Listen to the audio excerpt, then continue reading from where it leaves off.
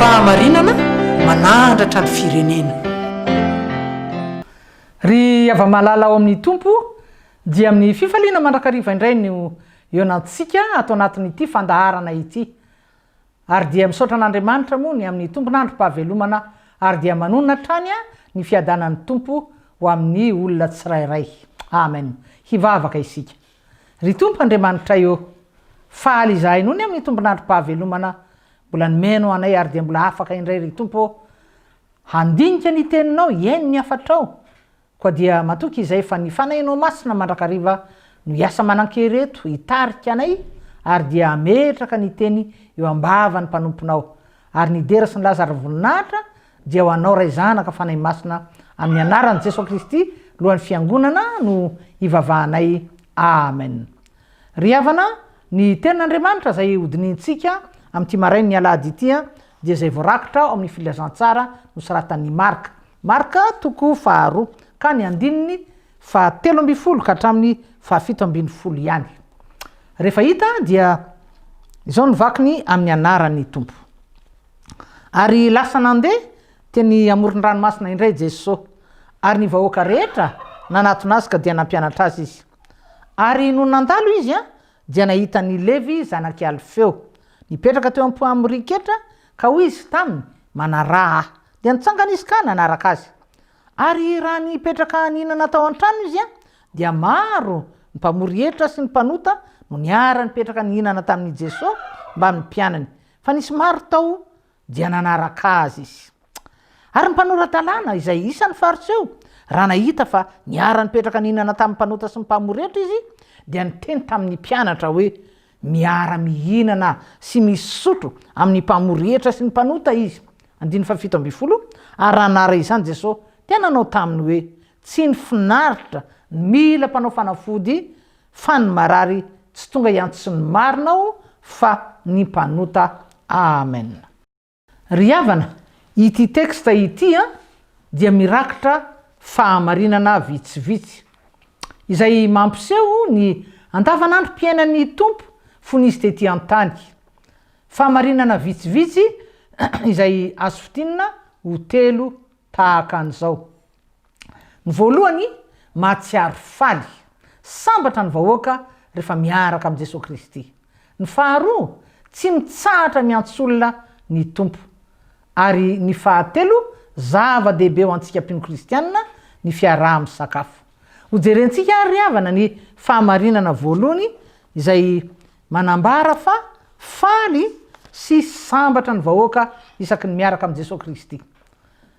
Raha nahitan'i Jesosy lasa nandeha ireto nandeha teny amoron-dranony ranomasin'i Galilea ny vahoaka ry havana dia nanatona azy satria mahatsiaro fahafinaretana, mahatsiaro fahasambarana, mahatsiaro fiadanana ny vahoaka rehefa miaraka amin'i Jesosy Kristy. Ary araka ny laharan-kira 1:700 ao amin'ny firana FFPM manambara hoe sambatra ao Jesosy raha miaraka aminao. Eny ry ava-malala, faly ny vahoaka satria nahaliana azy ny fampianaran'ny tompo. Variana, talanjona ny olona. Voalaza moa fa nampianatra tahaka ny manam-pahendrena Jesosy. Ary izany no nanintona ny olona nanome fampianarana feno fahendrena, feno hery ary tena pratika azo ampiarina ny fampianaran'ny tompo.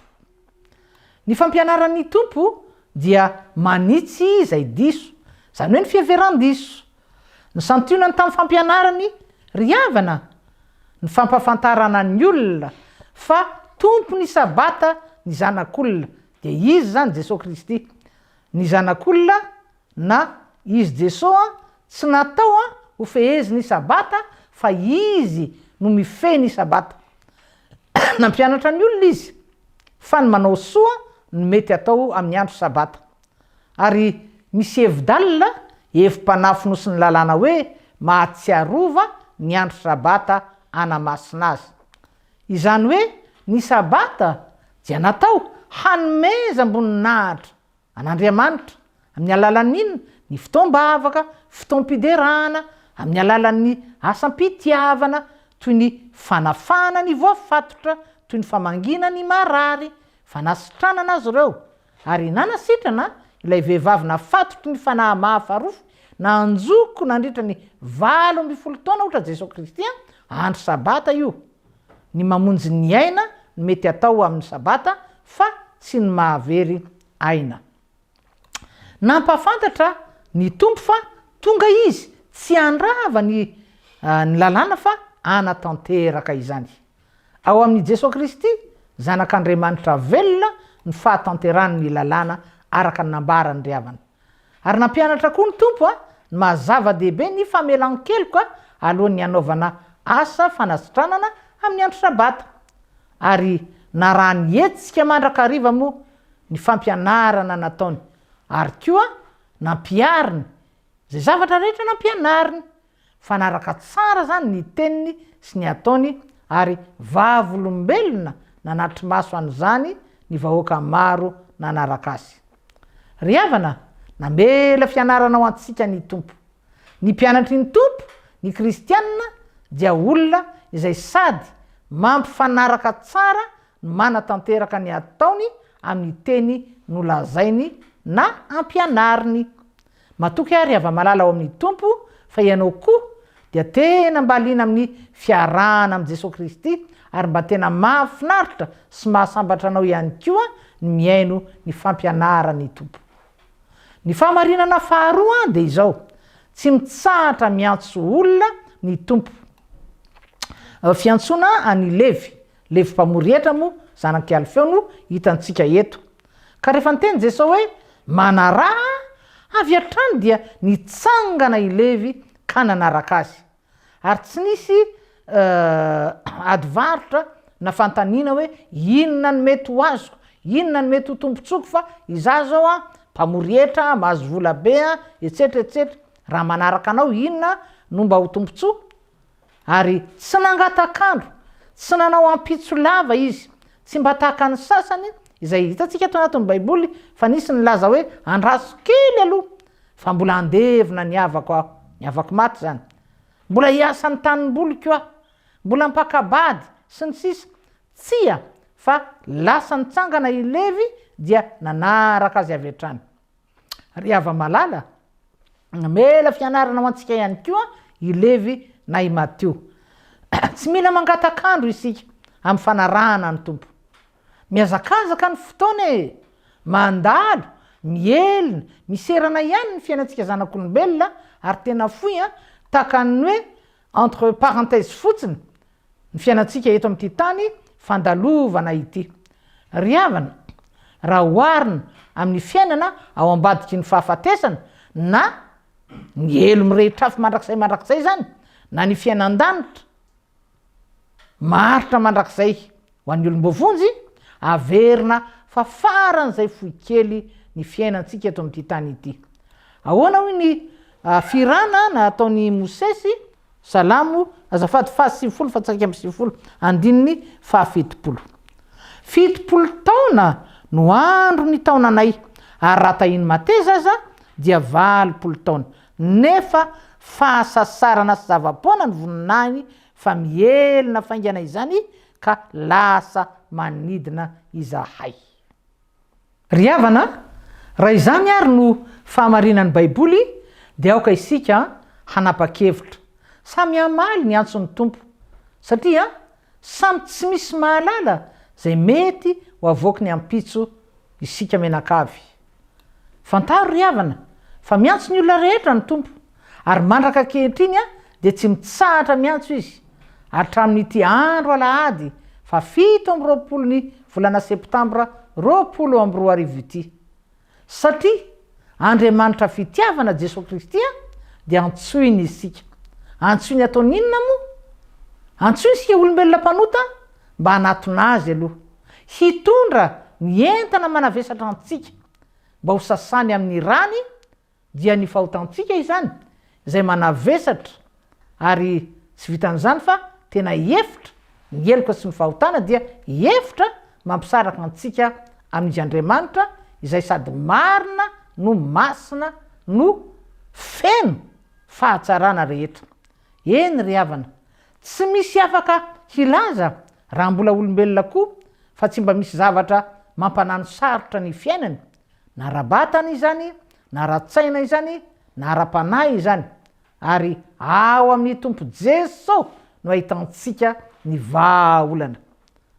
Na retina izany, na fomarary izany, na tsy fisiana izany, na fahamombana, izany hoe tsy fananana zanaka, na fahazaran-dratsy toy ninonavy, ny fahakingiana mangalatra, manambaka, ateraky ny fitiavam-bola fototry ny ratsy rehetra, zany hoe ny fahotana rehetra manavesatra ny zanak'olombelona, dia ao amin'ny Jesosy izy mahita ny fialany zany rehetrarehetra zany.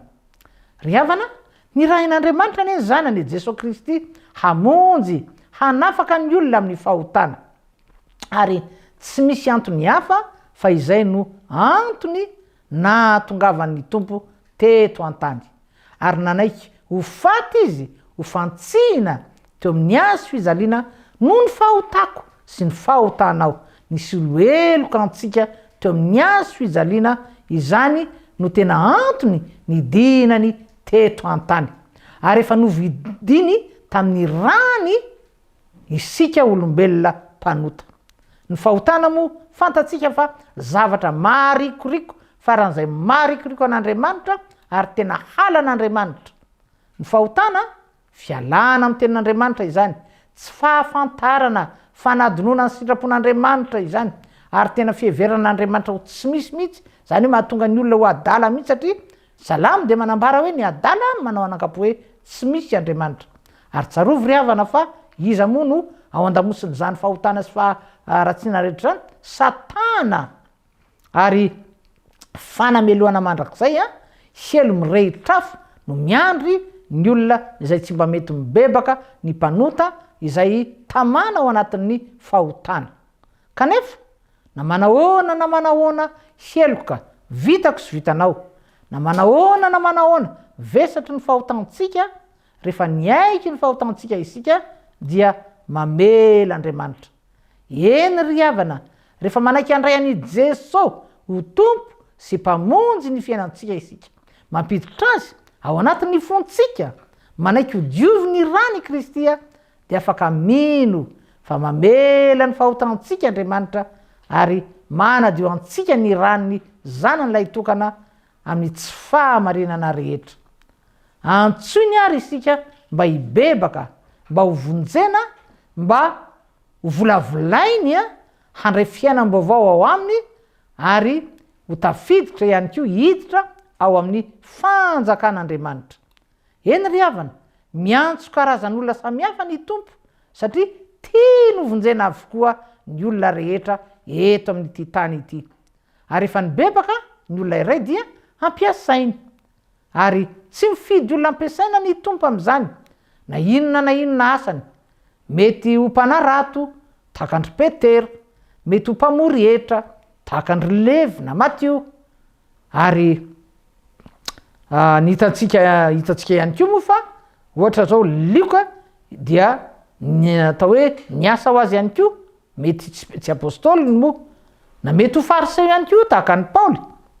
Arak'izany antsoiny izao ianao, antsoiny isika ho vonjeny aloha, rehefa zany dia ho fitaovana ihany koa eo am-pelantanany hamonjy ny hafa.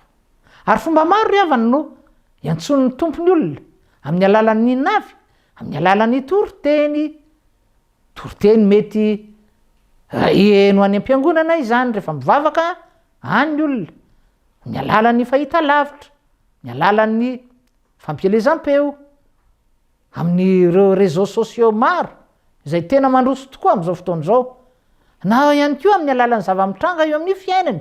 Mety ho aretiny zany antson'Andriamanitra, mety ho tsy fisiana izany, na mety ho fahafatesana izany, famoizana hava malala. Betsaka ny olona nijoro vavolombelona fa zany rehetra zany no namoa azy ary nahatonga azy ho tena kristianina ny vavò. Raha tsy mbola namaly ny antson'ny tompo ary ianao dia fotoana mety izao. Hoy izy ao amin'ny Baiboly, anaka atoloriany fonao. Dia ho koa ny tompo amin'ny alalan'ny tena nampitondra ny apôstôly Paoly, atoloro izy ao amin'ny Romanina iny, 20 amin'ny andiny voalohany manao hoe atolory ny tenanareo izy ho fanatitra velona masina sitraka Andriamanitra dia fanompompana mety ataonareo izany.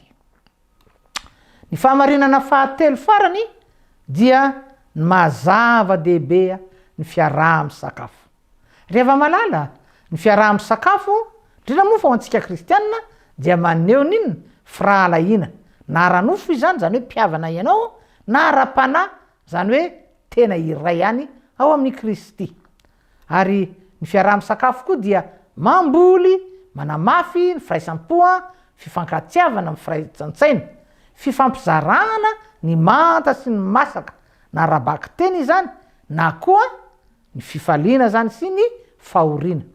Ohatra ho antsika malagasy rehefa misy fahoriana ka tonga mamangy ny havana, ny tapaka sy ny namana ary miara-mipetrapetraka amin'ny manamanjo mba hanala fahanginana. Araka ny fombantsika dia rosoina izarana sakafo na dia sakafo maivana kely ihany aza. Tsy hoe nona ireo mpamangy ireo fa mariky ny firahalahiana, fankasitrana azy ireo no ny fanehoan'ny fitiavana. Sakafo mariky ny fifankatiavana, lay ambara hoe sakafo agape. Ary eto amin'ity teksta ity eo amin'ny andininy 15 dia ny sakafo tao an-tranon'ny Levi zany. Matsio ihany niaraka tamin'ny mpianany sy ny mpamoretra ary ny mpanota ny tompo. Riavana. Tsy indray mandeha tsy indroy isika no mahita an'i Jesosy Kristy miara-misakafo amin'ny olona. Indray maka dia tadidinao angamba niara-misakafo tamin'ny fianakaviana iray izy. Nisy fampakaram-bady moa tamin'izay fotoan'izay. Tao amin'ny vohitra kely atao hoe Kana. Izay Kana dia lalana tokony ho 9 kilometra miala ny Nazareta. Ary tadiditsika fa tamin'izay fotoan'izay dia saika nidiran'ny fahafambaraka ilay fianakaviana satria raha tsy nanatrika teo zany ny tompo. Ina moa ny seho lany ny divay ary Jesosy Kristy no nanova ny rano ho tonga divay. Ary io ny fahagagana voalohany nataony. Raha ny sakafo tao an-tranon'ny Simona boka indray ny tompo indray mandeha dia tonga tao lay vehivavy mpanota. Nanositra menaka manitra ny tongony, nitomany nakotsa ny tongony tamin'ny ranomasina ary namafa izany tamin'ny volondohany. Ary rehefa hitan'i Jesosy fa tena be fitiavana lay vehivavy dia hoana ho izy taminy? Voavela ny elokao.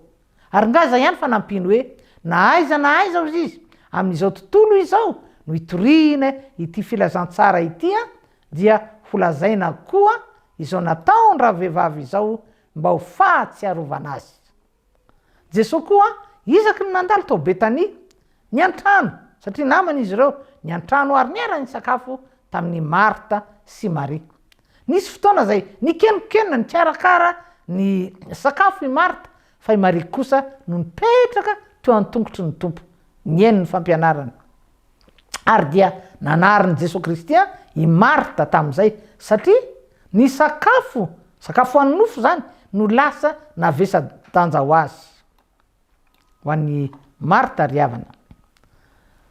Isaky ny miara-misakafo amin'ny olona Jesosy dia tsy maintsy maneho ny voninahitra Andriamanitra. Zany hoe na izy manao fahagagana, na izy mamela heloka, na izy mampianatra, na miaraka tontosaina daholo ireo. Tena zava-dehibe riavana ny fiaraha-misakafo izay averina fa maneho n'inona mamafy fifankatiavana araka ny fampianarana nomen'izy tompo ihany ao amin'ny filazantsara soratan'i Jaona, ny apôstôly Jaona 7:12 manambara izy fa didy vaovao izy nomeko anareo dia ny mba hifankatiavanareo izany no ahafantaran'ny olona rehetra fa mpianatra ianareo raha mifankatia. Ary rehefa mba manao fivorim-pianakaviana isika dia azo ararotina tsara n'inona ny fiarahan'ny mpianakavy misakafo anaovana inona hizarana ny tenin'Andriamanitra, anaovana fijoroana vavolombelona amin'ny endriny samihafa, fampianarana, fitaomana na ho fampaherezana ny hafa na ihany koa famoazana mihitsy izay mbola reniko ny torimasim-panahy. Saingy rehefa nahitan'i Jesosy Kristy miara ny sakafo tamin'ny mpanota sy ny mpamoretra ny faritra ao de inona kosa ny nanjo azy reo tezitra ireto sokajon'olona ireto de tsy manao afa-tsy ny manakina miampanga manenjika tsy mety faly mihitsy ry havana izany hoe tena misy fanahy ratsy fanahiny devoly mampiteny sy mampiasa an'ireo sokajon'olona ireo hanika ahoana hoe ny valitenin'ny tompo tsy ny finaritra ozy mila mpanao fanafody fa ny marary tsy tonga iantso ny marina hoy Jesosy Kristy fa ny mpanota zany hoe ny mpanota mba hibebaka Jesosy fitiavana sakaiza ny mpanota ary tonga tety ambonin'ny tany araka ny voasoratra amin'ny filazantsara ny soratany Jaona 7:9 hoe fa toy izao no nitiavan'Andriamanitra izao tontolo izao nomeny ny zanan'ilay tokana mba tsy ho very zay rehetra mino azy fa hanana fiainana mandrakizay. Ry havana, rehefa azonao antoka ary fa efa nandray ny tompo ianao, efa lasa olom-baovao amin'i Kristy, efa voasoratra any an-danitra ny anaranao dia mitsangana, mandehana hamonjy ny hafa ihany koa.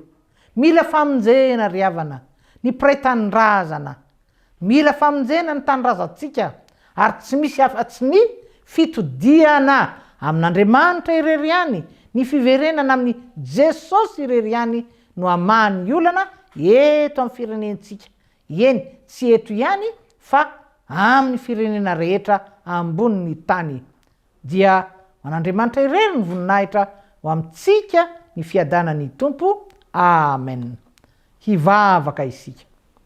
Andriamanitra, faly indrindra izahay, mahare ny hafatra avy aminao, fa tena afaka mamelombelona ny finoana sy ny fanantenanay zany ry tompo, fa hay tokoa moa ianao dia miantso olona mandrakariva, fa ireo rehetra zay nandre ny antso Andriamanitra dia mba ho tonga amin'ny fibebahana marina raha mbola tsy nanao izany, ary dia mba hitsangana tokoa hanambara ny famonjena nataonao. Ary matoky izay Andriamanitra, fa efa nampiasa olona maro ary mbola ampiasa olona maro ianao eto amin'ity firenena ity, iantso fibebahana Andriamanitra, ary indrindra ampiverina aminao Jesosy Kristy, dia nao lay tompo ny tompo, ilay mpanjaka ny mpanjaka, satria tianay indrindra ianao no anjaka eto amin'ny firenenay.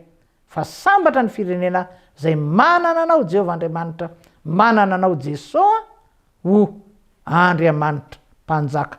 Saotra sy makasitraka anao ry tompo, ary ny dera sy ny laza dia atolotra anao mandrakariva amin'ny anaran'i Jesosy Kristy tompo. Amen. Ry havana, tapitra indray ary ny fandaharantsika tamin'ity marain'ny alahady ity, koa dia afaka herinandro indray raha mbola tsy miverina eny amin'ny rano lanitra Jesosy Kristy. Veloma indrindra tompoko. Fahamarinana manandratra ny firenena.